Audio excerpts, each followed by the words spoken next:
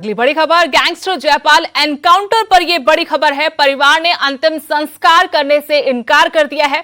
दोबारा पोस्टमार्टम की मांग पर परिवार अड़ा हुआ है। हाईकोर्ट का परिवार अब रुख करेगा, बिना दोबारा पोस्टमार्टम अंतिम संस्कार नहीं करेंगे, ये परिवार की तरफ से साफ शब्दों में कहा गया। लेकिन प्रशासन दोबारा पोस्टमार्टम से इनकार कर चुका है और परिवार भी इस बात पर अड़ गया है कि जब तक दोबारा से पोस्टमार्टम नहीं होगा वो अंतिम संस्कार नहीं करेंगे। अब परिवार इस मसले को हाईकोर्ट में उठाएगा और यही मांग परिवार की है कि जयपाल का जो शव है उसका दोबारा से पोस्टमार्टम होना चाहिए। परिवार का यह आरोप कि जयपाल के साथ पहले मार पिटाई की गई, बुरी तरह से मारा गया, फिर उसका एनकाउंटर किया है। इसी के चलते जयपाल जो गैंगस्टर है कोलकाता में जिसका एनकाउंटर किया था, उसका परिवार ये मांग कर रहा है कि दोबारा से पोस्टमार्टम होना चाहिए। और परिवार ने अब कहा है कि अगर प्रशासन उनकी मांग पूरी नहीं करेगा तो वो हाईकोर्ट जाएंगे, अपनी मांग वहां उठाएंगे, क्योंकि प्रशासन ने साफ इनकार कर दिया है कि शव का पोस्टमार्टम वो नहीं करेंगे। फिरोजपुर से मेरे सहयोगी मनदीप कुमार जुड़ गए हैं। मनदीप, गैंगस्टर जयपाल के परिवार की तरफ से जानकारी मिल रही है कि परिवार पोस्टमार्टम करवाना चाहता है एक बार फिर से और प्रशासन के इनकार के बाद अब हाईकोर्ट जा सकता है, क्या जानकारी है? जी बिल्कुल, अभी जो जयपाल के पिता हैं भूपिंदर सिंह, जो रिटायर्ड इंस्पेक्टर है पंजाब पुलिस से, उन्होंने अब इनकार कर दिया है जयपाल की संस्कार का, अंतिम संस्कार का। उन्होंने कहा कि वो हाईकोर्ट जाएंगे और वहां पर अपील करेंगे और दोबारा जो पोस्टमार्टम करवाकर फिर ही उसका अंतिम संस्कार किया जाएगा। पहले जो उसके पारिवारिक मेंबर थे, पिता थे, वो डीसी फिरोजपुर के पास गए थे अपनी अपील लेके, मगर उनके पास उन्होंने मनाही कर दी कि उनके पास ऐसा कोई प्रोविजन नहीं है, कानून नहीं कहता भी वो दोबारा उसका पोस्टमार्टम करें। और इसके बाद फिर उसके परिवार ने हाईकोर्ट का रुख करने का ऐलान कर दिया। भी वो सुबह हाईकोर्ट में जाएंगे, वहाँ अपना अपील दायर करके और उसके बाद ही जो है जयपाल का अंतिम संस्कार किया जाएगा। शुक्रिया मनदीप जानकारी के लिए। तो गैंगस्टर जयपाल के एनकाउंटर पर यह बड़ी जानकारी दर्शकों तक पहुंचा रहे हैं कि परिवार ने अंतिम संस्कार करने से इनकार कर दिया है। प्रशासन से गुहार लगाई थी कि पोस्टमार्टम दोबारा किया जाए। प्रशासनिक अधिकारियों की तरफ से कहा गया कि उनके पास ऐसा कोई अधिकार नहीं है। अब परिवार की तरफ से कहा गया कि अंतिम संस्कार वो नहीं करेंगे, बल्कि इस मांग को लेकर हाईकोर्ट जाएंगे। खबर पानीपत से, जहां बेटियां महफूज नहीं हैं। ऐसा इसलिए कि दिन ब दिन यहां बेटियों की गुमशुदगी के मामले दर्ज किए जा रहे हैं। 10 जून को ही एक अपहरण और 3 गुमशुदगी के मामले दर्ज हुए हैं, लेकिन अभी तक चारों लड़कियों का कोई सुराग नहीं मिला है।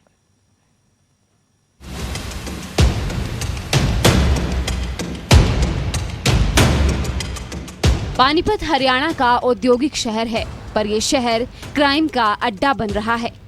जैसे कोई मिसिंग मिस्ट्री की सीरीज चल रही हो। रोजगार की तलाश में यहाँ आए प्रवासी मजदूरों के परिवार इसका शिकार बन रहे हैं। इन परिवारों की बेटियां लापता हो रही हैं। 10 जून को एक थाने में ही ऐसे 4 केस रजिस्टर्ड हुए हैं। 4 बेटियां गुम हो गई। एक लड़की को अगवा करने का केस दर्ज हुआ है, जबकि 3 गुमशुदगी के केस हैं। आप 8 बजे चले आए तो ड्यूटी, लड़की की पिल्ली छोरी कमरा फटी और उसके बाद हम लोग शाम को 8 बजे गए तो छोरी हमें कमरे पर नहीं मिली। हम लोगों ने ढूंढा, खपोरी गाड़ी हमें कहीं नहीं मिली, आज तक ढूंढा हमें। एक परिवार की शिकायत है कि उनकी बेटी काम की तलाश में पानीपत आई थी, फिर वो घर नहीं लौटी। उन्होंने एक औरत पर शक जताया है कि उस औरत ने उनकी बेटी को कहीं गायब किया और फिर कहीं भगा दिया। –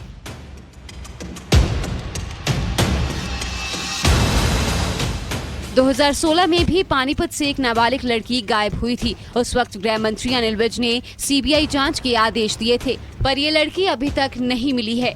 इस लड़की के केस की पैरवी कर रहे राकेश वर्मा बताते हैं कि इस तरह एक ही दिन में 4 लड़कियों का लापता हो जाना साधारण नहीं है, बल्कि चिंताजनक है। एक ही बार में इकट्ठी 3-4 एफआईआर दर्ज हुई है और सभी किशोरियों के गायब होने से संबंधित है। और वहाँ के लोग इस हिसाब से तो बेचारे बहुत सहमे हुए हैं और ये बहुत चिंता का विषय है, गंभीर विषय है। पुलिस का तर्क है कि लड़कियों की तलाश जारी है, जब मिल जाएंगी तो हकीकत सामने आ जाएगी। पर पुलिस ने भी मानवीय तस्करी की संभावना से इनकार नहीं किया है। हो सकता है अपनी मर्जी से गई हो सकता है कोई उनके साथ मिसहैपनिंग हुई हो, तो एफआईआर सभी में दर्ज है, इन्वेस्टिगेशन कर रहे हैं। जब लड़की वापस आएंगी या पुलिस उनको ढूंढ लेगी तो उसके बाद जो भी इसमें लीगल एक्शन बनेगा वो हम करेंगे।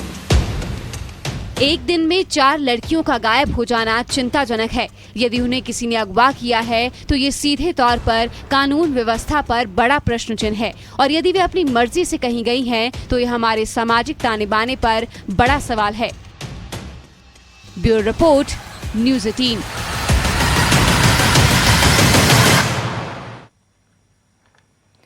सोनीपत के औद्योगिक क्षेत्र में कोरोना और किसान आंदोलन का बड़ा असर पड़ रहा है। कुंडली से फैक्ट्रियों को बहादुरगढ़ शिफ्ट किया जा रहा है, लेकिन फैक्ट्री के मजदूरों को 3 महीनों से सैलरी नहीं मिली है।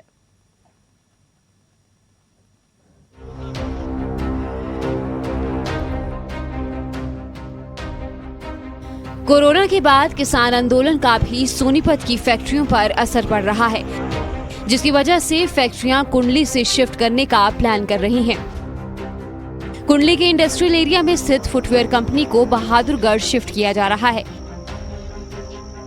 फैक्ट्री में 239 मजदूर काम करते हैं, जिनको ट्रांसफर लेटर भी जारी कर दिए गए हैं।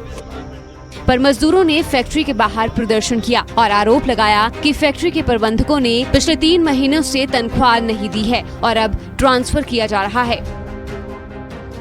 हमारी 4 महीने की सैलरी हो गई है। कल हम अपने जनरल मैनेजर वीर विक्रम जी के पास गए थे बातचीत करने के लिए। उन्होंने हमें आश्वासन दिया कि हमें कल आपकी 10:30 बजे तक सैलरी आ जाएगी।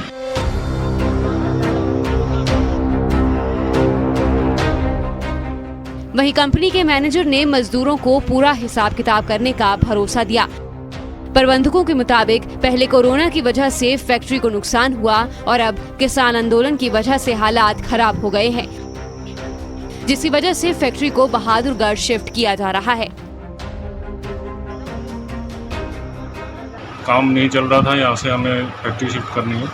लड़कों को ट्रांसफर लेटर दे रहे हैं, अगर कोई जाना चाहता है तो खुशी से जाए, नहीं जाना चाहता तो हम उसका हिसाब दे देंगे।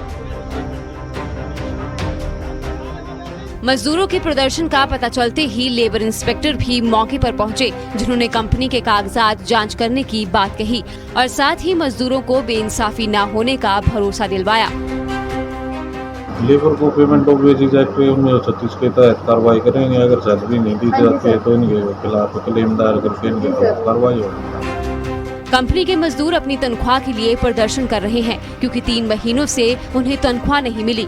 पर कंपनी प्रबंधक फैक्ट्री शिफ्ट करके बहादुरगढ़ ले जाना चाहते हैं, क्योंकि कोरोना और आंदोलन की वजह से उनकी फैक्ट्री घाटे में चल रही है। बहरहाल मजदूरों को भरोसे में लिया जा रहा है। सोनीपत से नितिन अंदिल के साथ ब्यूरो रिपोर्ट, न्यूज़ 18।